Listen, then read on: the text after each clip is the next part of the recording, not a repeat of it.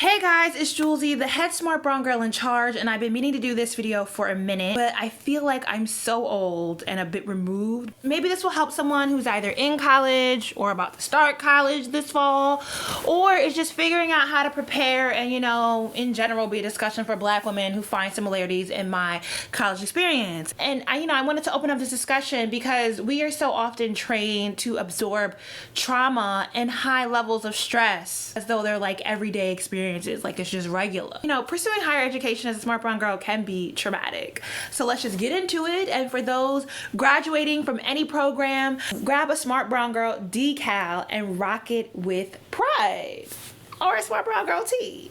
Or the pillow for your dorm. We got you, boo! So I need to give a little bit of background about how I grew up. I grew up in Newcastle, Delaware.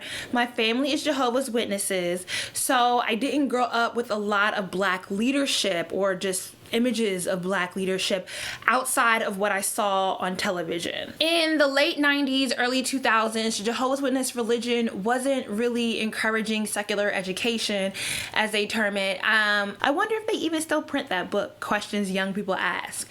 In my Kingdom Hall, which is what they call their church, most of my peers went to a vocational high school, and in high school, my first year, I initially went to one. It wasn't hitting, so I transferred because I realized they didn't offer AP classes that would help me get into the college programs that I was interested in.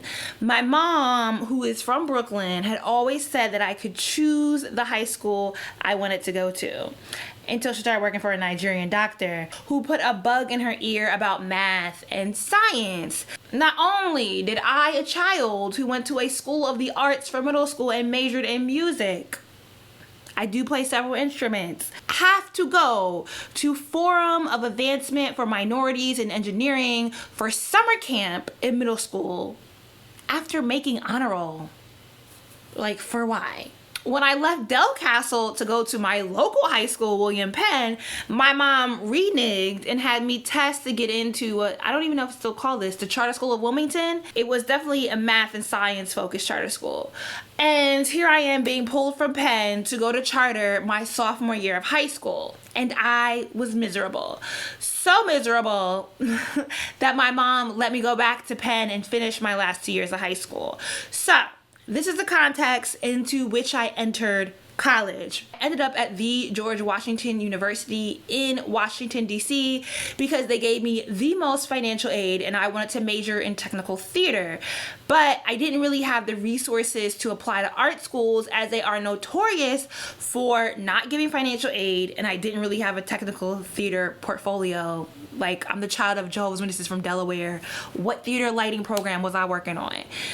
I just knew that I wanted to light Black folks. I had seen The Lion King on Broadway, and the way the light design was used as part of the costumes, I wanted to do that. And I was just always interested in the arts. And GW had a professor in the theater program who did light production for the Grammys, which is one of the few things in the early 2000s that did heavily feature Black folks. So I plan on doing a whole video on what I would tell my 16-year-old self to address more of what I would have done differently, particularly around how I decided where to go to college. But it was predicated on, 2.5 things. One, I wanted to study technical theater and the arts. Two, I wanted to be a Delta. Okay. The 3 is that I have performance anxiety, and the idea of taking a shit or, passing the deuce, going using the bathroom in a public bathroom setting where it's like a shared, we all take the showers at the bathroom at the end of the hallway, girl. I'm literally, yes. That swayed my decision to where I went to college. I received a full ride to Temple, but that was way too close to home, and my aunt practically lives across the street, so there was no way I would have been able to ever there was no way I would have been able to pledge Epsilon Delta there.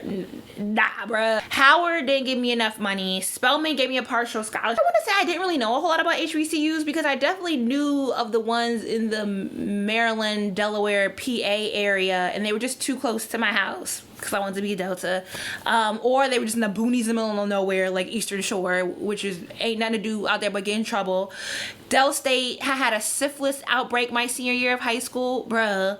I did know of FAMU and Bethune-Cookman. I am a Sneed, Baker, Culpeper, Proctor. That's all my dad's lineages, meaning I'm damn near related to everyone from Quitman, Georgia, on down to Leon County, Jefferson County, on over to even little slice of Duval. Like that northern enclave around Tallahassee. If you from there, you basically my cousin. And I was not intending on being single or really a virgin for my entire college experience. So who's trying to knock boots with their cousin? Not me, not I. And then an aunt by marriage who graduated from Bethune is the manager at Chick-fil-A. And every other family member who I knew that had attended Bethune, none of them had graduated. So, and thus I ended up at George Washington. GW, if I could do it all over again, I would have never stepped foot on that campus. It was just a trash experience through and through. First, I lived in a freshman dorm that was the second most sexually active dorm in the country, and I don't even know who calculates those sort of lists. But I had a quad. We did have house cleaning that cleaned our bathroom once a week, thank God. My roommates were this white girl from Cherry Hill, I don't even really remember her name, then Malik, who was Syrian from upstate New York, and Priyanka, who was definitely an Indian American princess from northern New Jersey. White girl, not a problem. Priyanka was bumping pelvic bones with the white boy from the one dorm room over every chance she got. Until she realized in DC, the Indian and Middle Eastern crowd is wealthy and they own a lot of the popular clubs. Then she suddenly found her orange and green flag, but before that, they would be sexing in the middle of the day, and I was not finna carry around my books all day just to convenience her sex schedule. So I don't care what sign was on the door. Yes, 2 p.m. before my psychology class, I'm walking in to drop off my art kit and whatever else I had on me and pick up my psychology books to make it to class on time. I don't care what you doing. I started college in the fall of 2003. That was 2 years post 9/11, and Malik was adamantly refuting her Syrian Muslim heritage. She was, by her standards, American, and she resented the ish out of her mother, who was paying for her to go to school at a school that cost $52,000 a year. Your mama is paying. And she had the nerve to say, I got here on my own. I'm looking at her like, bitch, what? Malik was just very anti-identity politics through and through. It bothered the hell out of her that I was very black and proud, or that I had a mostly black friend circle. At first, you know, we all got along enough because I just let a lot of their ignorance roll off my back, and I wasn't used to the idea of children of immigrants being xenophobic, or I don't know, did they have enough power for me to claim that was racist? I wasn't expecting a diverse set of roommates who were essentially children of immigrants to hold such bigoted viewpoints. And so I didn't really know how to process what I was encountering with Priyanka and Malik. And you know, I had my own ignorance to work through. I definitely owned the Marcus Garvey shirt that I loved at the time, and I had just read James Baldwin's Giovanni's Room, and a lot of it I just really didn't understand. So, you know, I had things to learn.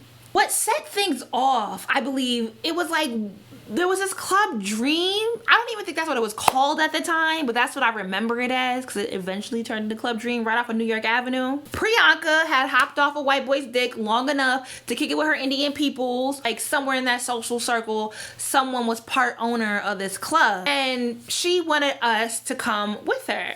Now, me being 18, going to the club really wasn't on the top of my priorities, but I agreed to go with her and miserable ass Malik.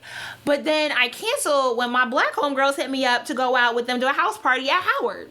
A much better decision, okay? Also, at the time, I was still making an effort to go to the Kingdom Hall, and I prayed often, at least every night before I went to bed. Now, I don't pray out loud, not an out loud prayer. They would just like, you know, be like, you going to bed, and they would try to talk to you, and I'd be like, hold off, I'm praying, give me a minute. And for whatever reason, they took issue with that. So after I canceled going onto the club, Priyanka and Malik decided to address me. And Priyanka starts on this, I don't understand why you're so hung up on identifying yourself as black. And I'm just like, well, if people are looking for me, why wouldn't we just say the black girl? Someone doesn't know my name and they're trying to describe me. Wouldn't the easiest thing be to deduce my race? I'm like one of like 7 black girls in this entire dorm. Okay? What? And they took issue with the fact that I only hang out with my black friends, that I'm not making time to get to know them. And I'm like, I don't need to defend my identity or personal beliefs to you. Then it started on this whole thing about you don't celebrate any holidays. You need to appreciate being American. And I'm looking at Priyanka like, bitch, you Hindu. Why are you worried about holidays I celebrate? Happy Diwali. You wouldn't let your kids go on an Easter egg hunt? I'm 18. What kids? You don't even practice Christianity. What is Easter? What is Easter? Then Malik hops in and is like, believing in the Bible is dumb. I believe in the Federalist document. I was 80% on my way to being a casual Christian, okay? I have never worn my religion on my sleeve. And yes, Jehovah's Witnesses do proselytize. They do knock on people's doors. This point, I did sign language at this point in time. I was going to the Deaf Kingdom Hall by Gallaudet. I was not speaking out loud about my religion or my faith at all. All they knew is that for Christmas, I wasn't planning on going home because my family doesn't celebrate Christmas, and that I definitely don't celebrate Thanksgiving. Even my non-Jehovah's Witness family, they don't celebrate Thanksgiving. We don't celebrate the colonizers' holidays here. The colonizer, all right? I'm like looking at this child like the Federalist documents. I remember crystal clear saying to her, Hamilton and James Madison are who you put your faith into? Really? Do you know what them white men did? Do you know what them white men thought of your kind and my kind? Really? I don't need to judge that, so don't worry about what I believe in. Then it went something like, if you're so hung up on being black, why didn't you just go to Howard? You're really only here because of affirmative action.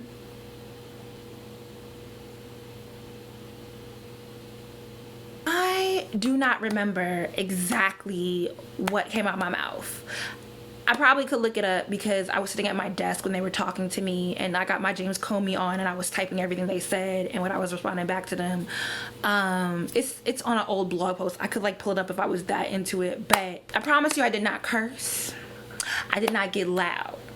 Because when people attack me like that, I tend to get very monotone and calm, but I definitely handed them their immigrant betraying asses on a platter.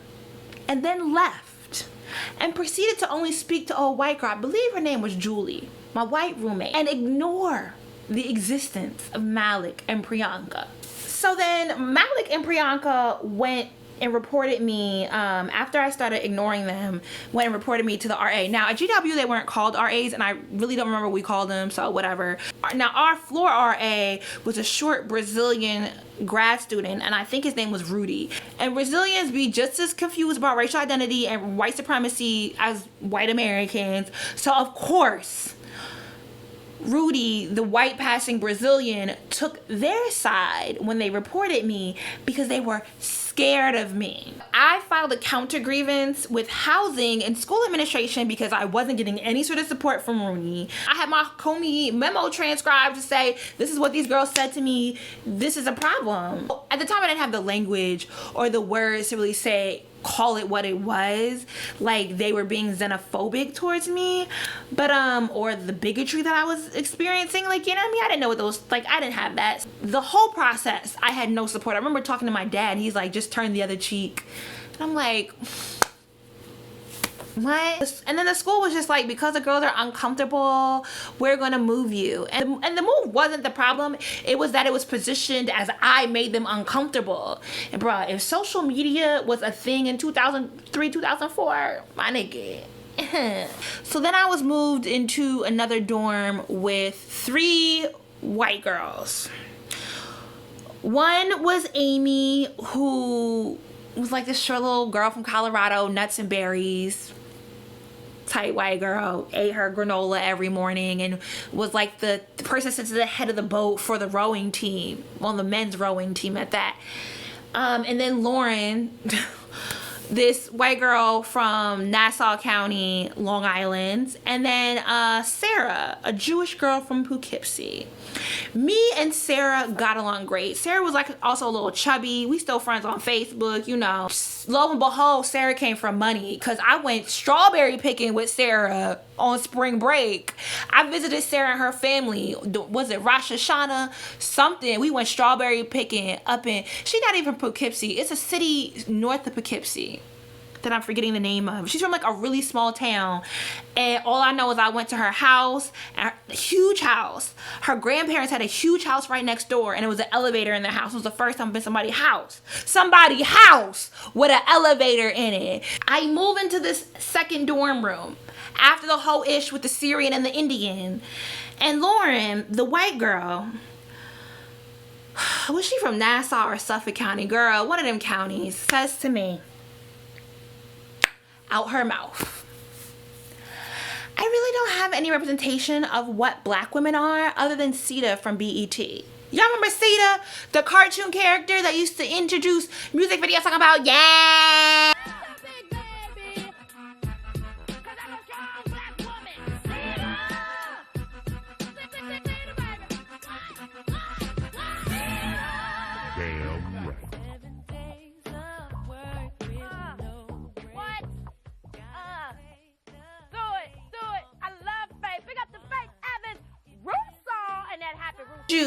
Lauren used to blast Billie Holiday because she thought she was cultured, and I'm looking at her like, you don't know no representation of black women other than a cartoon character in 2000 and at this point is 4. Really?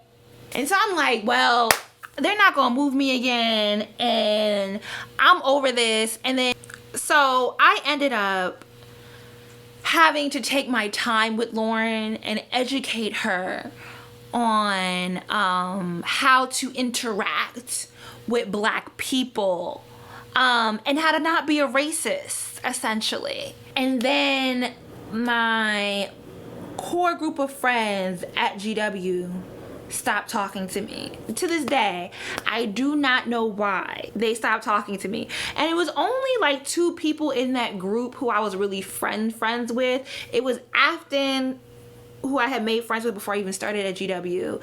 And then there was this other girl, Vanessa, and then there was Vlad, this Haitian kid from Jersey, and then he had his white roommate, I think his name was Josh. Vanessa was just very bougie, and I was just very undone. And so I knew that our friendship always kind of hinged on the fact that I was friends with, that we were both friends with Afton. Like, that was the connector.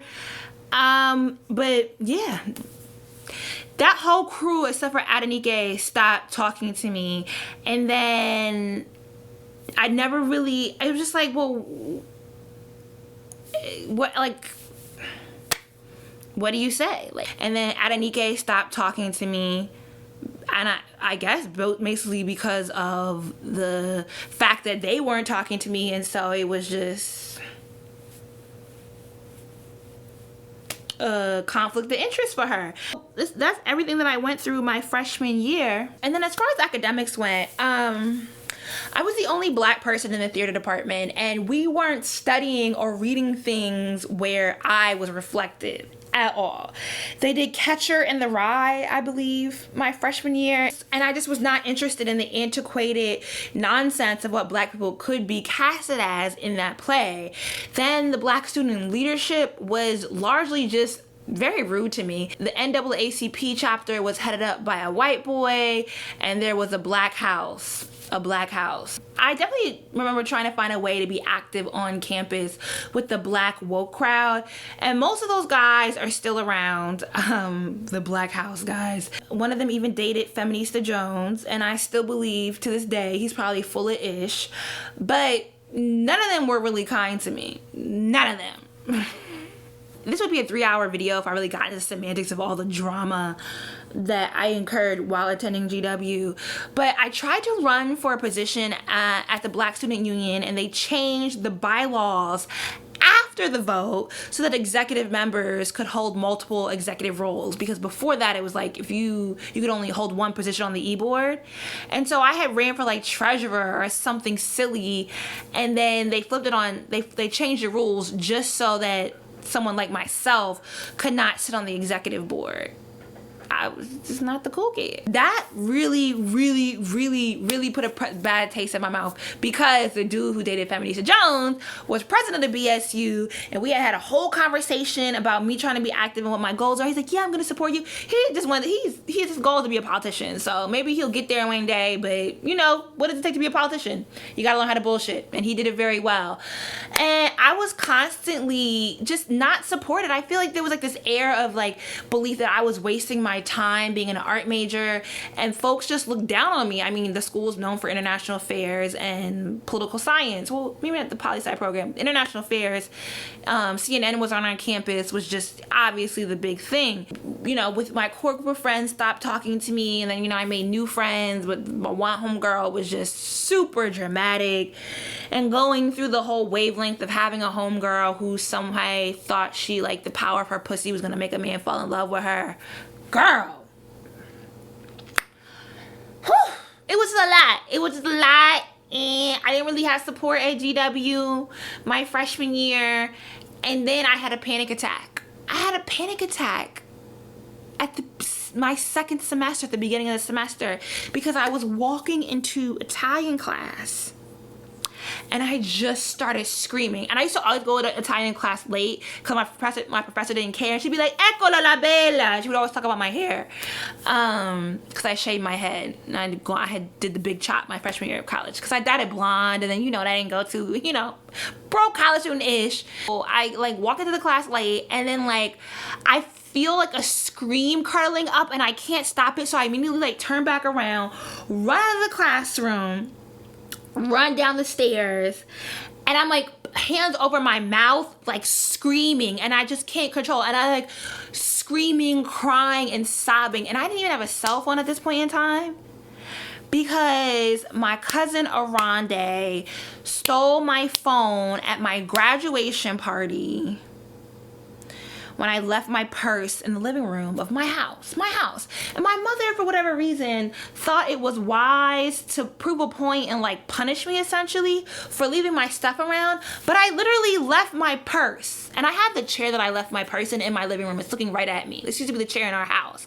I left my purse in this chair in our living room at my graduation party, and my own cousin dug his hands into my purse and stole my cell phone. That's some nigga-ish. So I started my freshman year of college with no phone. This is just some BS through and through. Like, my freshman year was some trash, really.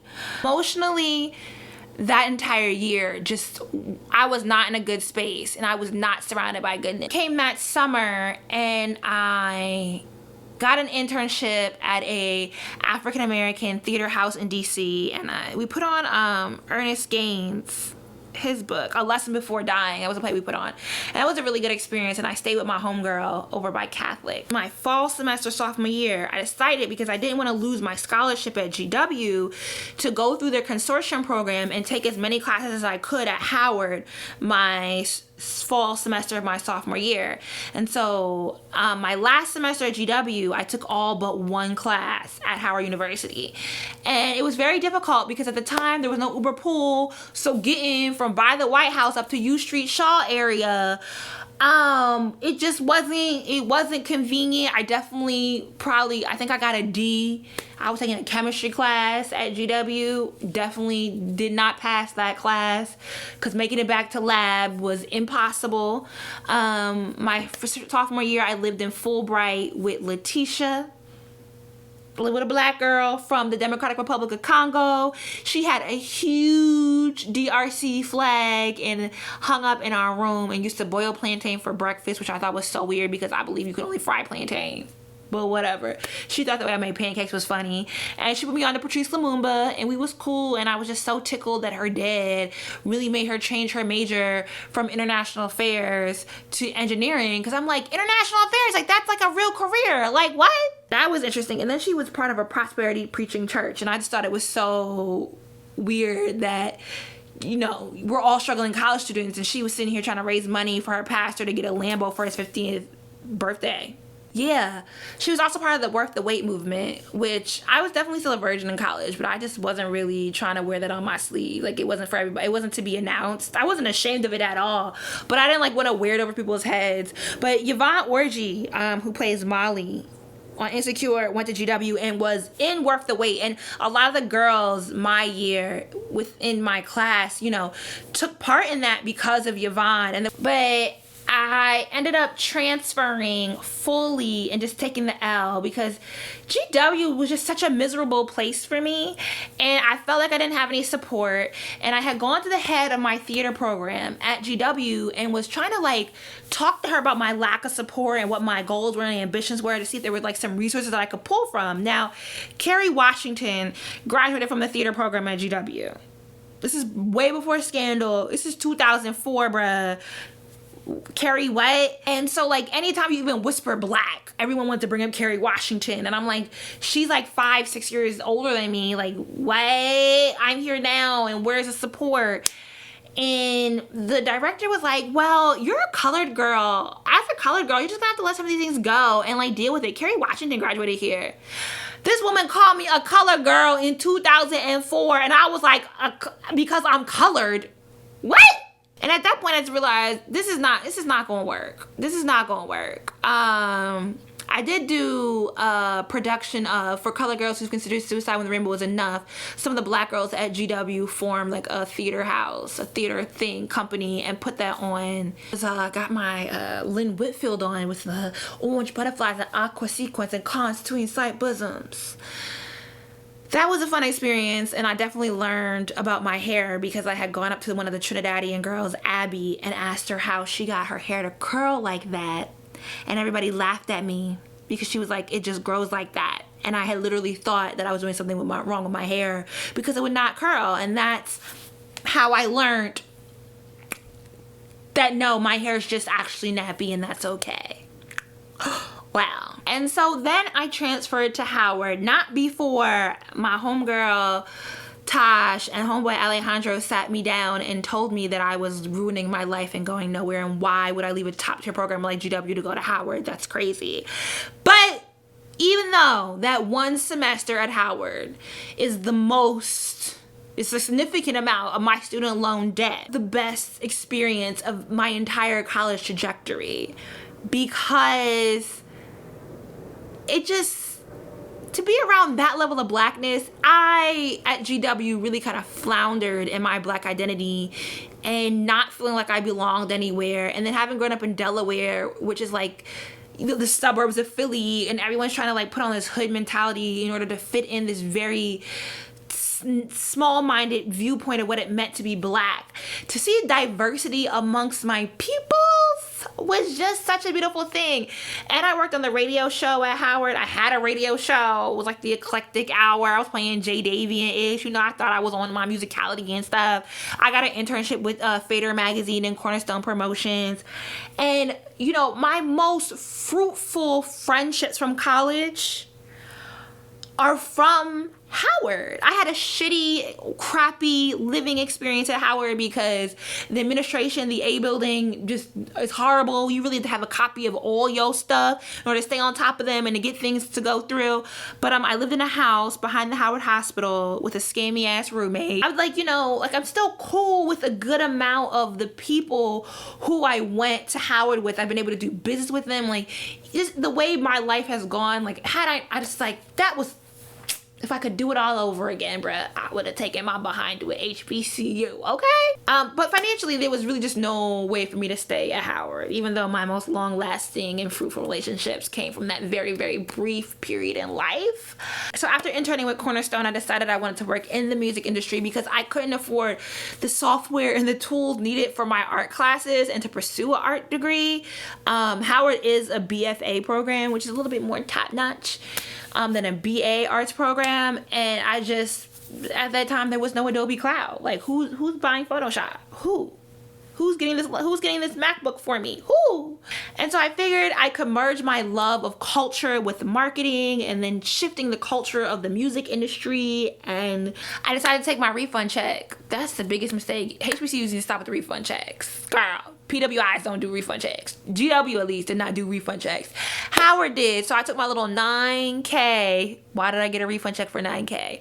Who knows? Took that and used it to move to New York a week before finals, and then couldn't afford to get back to DC to take my finals. So I definitely low-key flunked out of Howard that semester.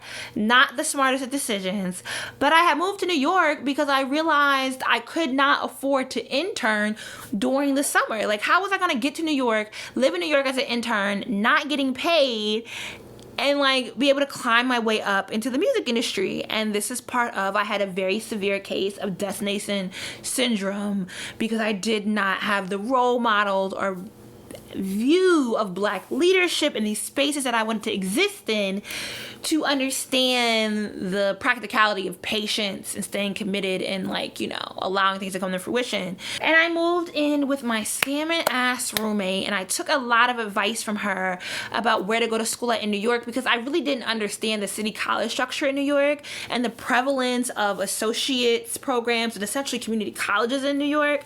And so I initially enrolled at City Tech because I figured if I lived in New York full time, I could intern and then I could get like a side job to pay for rent and everything, and, like, you know, hustle my way through interning versus trying to do that like for 3 months and like how, with what coin. Okay.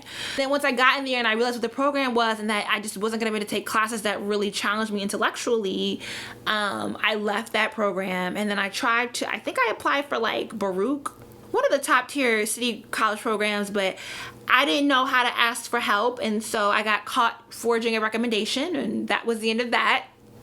And I just decided that I was going to focus on working in the music industry and that I would become an honorary Delta because I was going to become the Black Julie Greenwald and get hired by Atlantic Records and like become an executive by 26. And when that didn't happen quick enough, and quick enough for me was like 2-3 years, I decided to go back to college just so I could pledge Delta. And I specifically went to a college that was within the charter of the local citywide chapter. I knew I did not want to cross on the Brooklyn chapter because that would be a reactivation line, and I didn't want to do that. And Queens was too far, and so the next chapter was the Manhattan and Bronx citywide chapter. And so I made sure my school was in their charter, and it was a school that happened to be right next door to Fader magazine, even though I was no longer working there. At that point, I was working at the Apple Store and interning for Ethiopia at the Universal Music Publishing Group. I crossed my senior year, ended up graduating with a degree in sociology from Touro College, which is a college run by Orthodox Jews.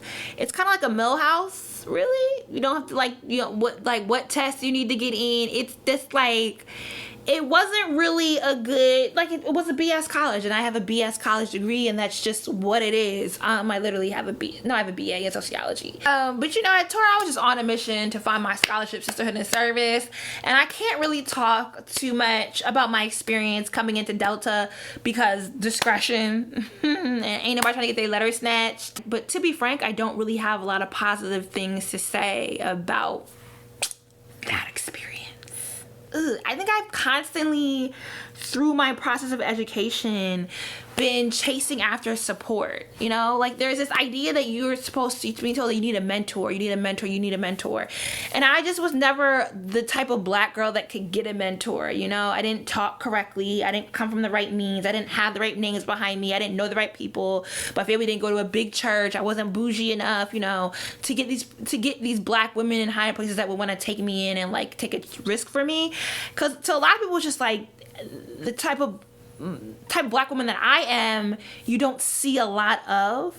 In respectability politics, really. It just was really hard for me to navigate my college decision and be able to make choices that would really help me in the long run. And then, you know, coming into Delta, the disappointment, like, I don't have a spesh, nor have I speshed anybody after.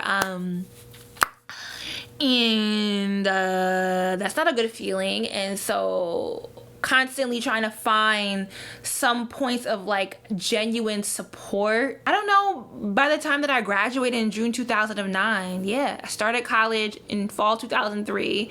I should have been class of 2007. I took 2 years off and then graduated in June 2009. Now I have a great network that I can tap into, and so we are getting there, and it's, you know, it's a beautiful thing. Going to Howard was great. Becoming a Delta, you know, stressful as it was, definitely helped, and that's that. A lot of these experiences have laid the foundation for Smart Brown Girl.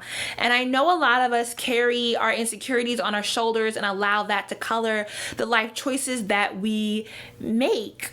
Let me know if you have any questions. Maybe there's something I can elaborate on more in another video. And tell me, what was the best and worst moments of your college experiences? Leave a comment down below and don't click out because you're gonna watch another Smart Brown Girl video. We on a roll here, and of course you know what you can also do. Shop Smart Brown Girl. I might have a little coupon code for you down in the description box below.